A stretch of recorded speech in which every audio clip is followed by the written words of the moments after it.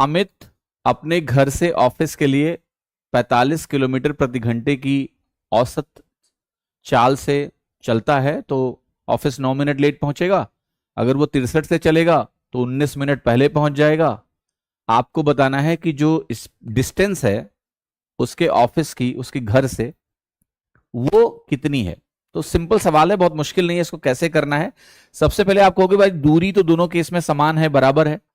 तो पहले स्पीड जो है 45 है, बाद में जो स्पीड है वो 63 हो गई। तो अगर मैं स्पीड रेशियो यहां से कैलकुलेट करूं, इस चीज को आप थोड़ा काट पीट करो तो बताइए 9 से कट जाएगा, 9 पचे 45, 9 सते 63।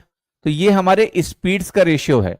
अगर दूरी समान होती है तो जो टाइम का रेशियो होता है वो उल्टा होता है इसका। तो आप कहोगे समय का अनुपात 7:5 होगा। आप गौर से देखिएगा, इन दोनों के समयों में जो अंतर है वो 2 यूनिट का है, लेकिन वही अंतर मिनट में 9 मिनट लेट। ये मान लिया नॉर्मल समय है, इससे 9 मिनट लेट यानी 9 मिनट अधिक लेना, और दूसरे केस में उससे 19 मिनट कम लेना।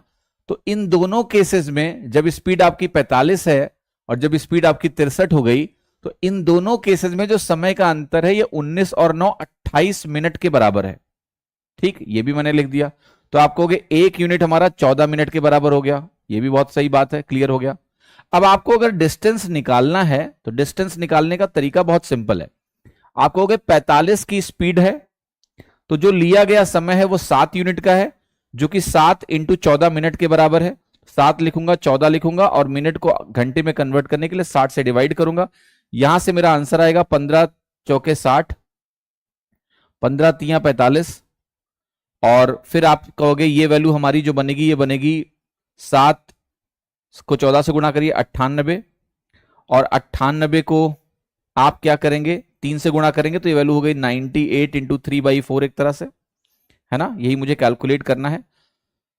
तो ये 100 में 2 कम है, 3 गुना करोगे 300 में 6 कम हो जाएगा, 294/4 बनेगा। इसको आप जरा डिवाइड कर लीजिए, 4 सत्ते 28, 4 तियां 12, 4 पंचे 20, तो 73.5 किलोमीटर आपका उत्तर हो गया, जो कि आंसर है डी।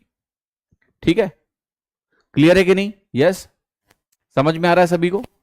73.5